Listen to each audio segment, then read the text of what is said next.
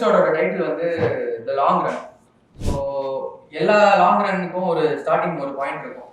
So we are going to talk about the struggles and limitations that they faced during their times when they started the business. So we would like to hear from Sid first. உங்க entrepreneur ஜர்னில நீங்க நிறைய விஷயம் நான் ஆன்லைன்ல பார்த்துருக்கோம். That நீங்க வந்து டோர் டு டோர் சேல்ஸ் பண்ணிருக்கீங்க. And in terms of financial crunches you went to a point where you can I just before you get started, right? First of all, I just wanted to say this, okay? Thank you so much for the love. All right, your affection and love means a lot to me. I just met Mohan ஒரே ஒரு ஈவெண்ட்ல தான் we instantly connected. மோகன் வந்து நான் இப்போ தான் சொன்னேன் அவர்கிட்ட, என்ன நீங்கள் வந்து இன்னும் பழைய ஸ்டைலில் அவர் வந்து பிரதர்னு கூடுவார். You still don't call me as bro. இன்றைக்கி இருக்கிற ஸ்டைலில் வந்து காலகட்டத்தில் நம்ம ப்ரோன்னு சொல்லி கூப்பிடணும். இல்லைங்க, நான் வந்து I am old guy. This is the style what I have. But I wanted to say because of the commonalities what you mention, what we both have, and I truly believe ரெண்டு பேத்துக்குமே நிறைய commonalities இருக்குது. I would love to call him as a brother from another mother. Thank you so much. ரொம்ப ஸ்பெசிஃபிக்காக கேட்டாங்க, என்ன மோன் நீங்கள் வந்து ட்ரெண்டுக்கே என்ன வரவே இல்லையே இப்போ தனியாக பேசிகிட்டு இருக்கும்போது. ஸோ இப்போ உள்ள ஸ்டேஜில் வந்து ப்ரோன்னு தான் கூப்பிடணும். You still call brother. ஆக்சுவலாக நான் வந்து நீங்கள் இங்கே இருந்தவங்களா இருந்தீங்கன்னா அண்ணன் தான் கூப்பிட்ருப்பேன். நீங்கள் யூஎஸ்ல இருந்து வந்திருக்கீங்களா, அதனால கொஞ்சம் அப்கிரேட் ஆனேன் அண்ணன்லேருந்து பிரதரா. ஸோ ப்ரோ அது வராது, சான்ஸே. ஓகே. ஸோ அந்த நம்ம ஒரு ஈவெண்ட்டில் மீட் பண்ணோம்ல, ஒரு 2000 குழந்தைங்க இருந்திருப்பாங்க, ஆக்சுவலாக ஸ்டூடெண்ட்ஸ் இருந்திருப்பாங்க. ஒரு வெரி இன்ட்ரெஸ்டிங் ஒரு ஈவெண்ட்டு. அப்போ நான் பேசிகிட்டு இருந்தேன், அவருக்கா நான் ஸ்டேஜில் வந்து பேசிகிட்டு இருக்கேன். பயங்கர கிளாப்ஸ், அதாவது கிளாப்ஸ் கொடுக்கக்கூடிய அது அந்த இடத்துல அந்த கண்டென்ட் இல்லை. ஆனால் ஸ்டேஜே வந்து பயங்கரமாக, ஐ மீன் இந்த க்ரௌடே வந்து பயங்கரமாக அதிர்ந்துச்சு. என்னடான்னு நானே யோசிச்ச, ஒரு நமக்கு தான் இவ்வளோ வரவேற்பா திடீர்னு சொல்லிட்டு. அப்போ தான் பிரதரோட என்ட்ரி. ஓகே, அந்த வீடியோ இருக்குது, நீங்கள் பாருங்கள், அவருடைய சேனலில் இருக்குது. அந்த எனர்ஜி இருக்குல்ல பிரதர், அது என்னால் வந்து ஒரு ஸ்டோரி சொல்லி என்னால் எனர்ஜி கொண்டு வர முடியும். ப்ரெசன்ஸில் என்னால் எனர்ஜி கொண்டு வர முடியாது. அது உங்களால் மட்டும்தான் முடியும். செம்ம, அந்த வைப்பே செம்மையாக இருந்தது, சான்ஸே இல்லை. தேங்க்யூ. இப்போ நீங்கள் வந்து உங்கள் லைஃப்பில் வந்து நிறைய இந்த ஃபைனான்ஷியல் கிரன்ச்சில் இருந்தபோது you mentioned that you sold your house. Yeah. So இந்த மாதிரி difficultiesலாம் வந்து not many people talk about all these difficulties in entrepreneurship. So entrepreneurshipன்றது வந்து ரொம்ப கிளாமரஸாக தான் இப்போ போட்டுறே. Everybody wants to become an entrepreneur. So இந்த மாதிரி இன்ஸ்டன்சஸ்லாம் வந்து puts you in your place. So இந்த மாதிரி லைஃப்ல டிஃபிகல்ட்டிஸ்லாம் இருந்திருக்கா உங்களுக்கு when you starting your journey? Okay. So entrepreneurial journey is difficult. Generally வந்து மக்கள் என்ன சொல்றதுன்னா it's like instant overnight success அது மாதிரின்னு சொல்லுவாங்க entrepreneurial journey. You see a lot of in the sense like Mohan's story, என்னோட ஸ்டோரியா இருக்கலாம். We see them as like glamorous figures. Okay. But இதுக்கு பின்னாடி வந்து there is like a lot of hard work and struggle which goes into this. So your question was, what are the struggles what I went through in my early stage in the entrepreneurial journey? So the first 1 month என்னாச்சுன்னா, என் wife கிட்ட வந்து நான் சொன்னேன், நான் வந்து company start பண்ண போகிறேன் அப்படின்னு. அடே மறைச்சு பார்த்தாங்க. இது பாம்பேயில் மரீன் டிரைவில் பீச்சில் உட்காந்துருக்கோம். நான் அந்த டைம்ஸ் யோசித்து வச்சுருந்தேன், எந்த டைமில் சொல்லணும், அவங்க வந்து கொஞ்சம் நல்ல மூடில் இருப்பாங்க, அந்த டைமில் சொல்லுவோம் அப்படின்னு சொல்லிட்டு. ஏன்னா இதுக்கு முன்னாடி வந்து பயங்கர கஷ்டமெல்லாம் ஆயிருக்கு. எப்படின்னா 9/11 ஆச்சு. 9/11 ஆனோடனே நான் கம்பெனியில் 2 பேர் தான் ரீட்டைன் பண்ணாங்க. அதில் நான் ஒருத்தன். என்னை ரீட்டைன் பண்ணிவிட்டு அவங்க சொன்னாங்க $2,000 $2,000 சம்பளம். அப்போ வந்து ஒரு சின்ன குழந்தை வரேன், ரைட். அண்ட் $2,000 அவ்வளோதான் கொடுப்பேன், என்ன வேணாலும் பண்ணிக்கப்பா, ஹெல்த் இன்சூரன்ஸ்லாம் கிடையாது, என்ன பண்ணணும் பண்ணிக்கோன்னு சொல்லி. ஸோ அந்த டைமில் தான் I took that as an opportunity to scale that business. I was working, வேறு ஒரு கம்பெனிக்காக வேலை செஞ்சுட்டு இருந்தேன். I use that opportunity to really build that company. So I got gained all that experience. So அந்த ஒரு ஸ்ட்ரகிள் வந்து எப்படின்னா, பிகாஸ் என்னோட ஒய்ஃபும் வந்து அந்த டைமில் வந்து ஷீ ஸ்டார்டட் பிச்சிங் இன். அவங்களும் வேலை செய்ய ஆரம்பித்தாங்க. She's a cosmetologist. வீட்டிலேருந்து வேலை செய்ய ஆரம்பித்தாங்க. She used to do eyebrow threading and things like that, right.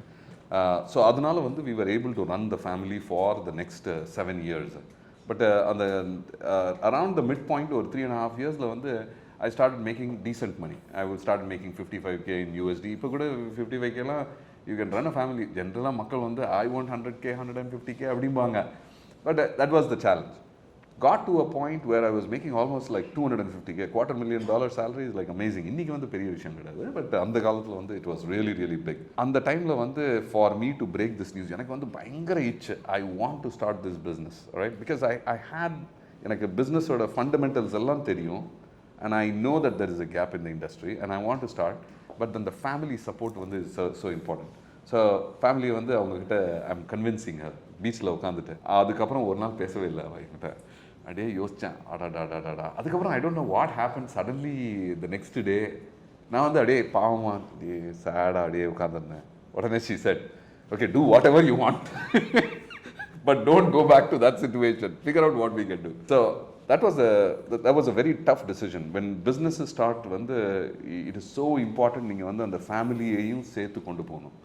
அதுக்கப்புறம் அந்த ஃபஸ்ட்டு 1 month இருக்குல்ல, என்னென்னா நீங்கள் வேலையை விட்ட உடனே $250,000 பே செக்கை விட்டிங்கன்னா you are not going to get a paycheck after that. And I hate when I was talking to Mohan also, மோகன் சொன்னார் 3 months ரன்வே இருக்கான்னு சொல்லிட்டு. நான் என்ன பண்ணேன், 12 months ரன்வே பிளான் பண்ணி வச்சுருந்தேன். 12 months வந்து நான் எதுவுமே பண்ணாட்டினா கூட வாடகை, வீட்டுக்கு வாடகை கொடுக்க முடியுமா, காருக்கு பேமெண்ட் கொடுக்க முடியுமா, பசங்களை ஸ்கூலுக்கு அனுப்ப முடியுமா, ஒரே ஒரு பொண்ணு தான் அப்போ இருந்தா. ஆனால் அந்த ஒரு மாதம் இருக்குல்ல, I had lost so much weight. என்னன்னா sleepless nights thinking about whether this is going to be successful or not. But one thing was there in my mind, இது நடக்காட்டினா கூட I can get a job. I don't have a problem. வாய்ப்புள்ள பொழைச்சுப்பேன். I will be able to sell. That is, selling is my job. I should be able to get a job. So that is the struggle what I had. ஏன்னா services பிஸ்னஸில் அவ்வளோ பெரிய காசு தேவையில்லை initially. That is what it is. இந்த மாதிரி சிச்சுவேஷன்ஸில் வந்து brother, உங்கள் ஸ்டோரியில் நீங்கள் உண்மையிலே ஜீனியஸ்னு இன்னொரு வாட்டி ப்ரூவ் பண்ணிட்டீங்க. எப்போ தெரியுமா?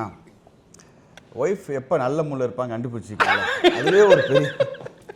அதுவே ஒரு பெரிய விஷயம் பிரதர். அதுக்கே ஒரு பெரிய நாலேஜ் வேணும். தேங்க்யூ. ஸோ இந்த மாதிரி நிறைய டைம்ஸில் வந்து கிவ் அப் பண்ணணும்னு தோணிருக்கோம் உங்கள் கரியரில். ஸோ மோகன், நீங்கள் ஆன்சர் பண்ணலாம். இப்போது இந்த மாதிரி டைம்ஸ் எல்லாம் வந்து what has been pushing you forward? இப்போ நம்ம இப்போ சில டைம்ஸ்ல வந்து நம்ம சாதிச்சே ஆகணும், நம்ம சக்ஸஸ்ஃபுல் ஆகவே ஆகணும், அந்த மாதிரி ஒரு மோட்டிவேஷன் இருக்கும். But in times of you trying to give up or wanting to give up, what has been pushing you forward? Okay, so எனக்கு பர்சனலாகவே வந்துட்டு இந்த 2006 இப்போ வரைக்கும் நம்ம கிவ் அப் பண்ணணும், பிஸ்னஸ் விட்டு வெளில போயிடணும் அப்படிங்கிற தாட் வந்து வந்ததே இல்லை. ஓகே, அதுக்கு மெயின் ரீசன் வந்துட்டு எனக்கு என் மைண்ட்லேருந்து அந்த கோல் தான். ஓகே, ஸோ இப்போ நீங்கள் ப்ரீவியஸ் கொஸ்டின்ஸில் கூட நீங்கள் கேட்ட மாதிரி ஸ்டார்ட் அப் சக்ஸஸ்ங்கிறது இப்போ இருக்கிற சுச்சுவேஷனில் ஸ்டார்ட் அப் சக்ஸஸ்ங்கிறது சர்வைவல் தான்.